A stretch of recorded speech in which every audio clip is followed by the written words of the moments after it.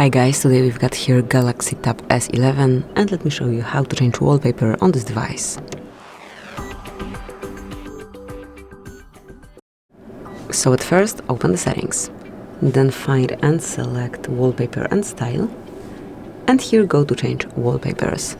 Now pick the album from which you want to select your wallpaper. It can be something from your gallery, like favorites, recent photos. It can be one from featured wallpapers or color graphical wallpaper. You can create your wallpaper with AI if you wish. Also, you can choose some dynamic lock screen or Samsung Global Goals wallpaper service. But let me pick one from featured wallpapers, for example, this doggo.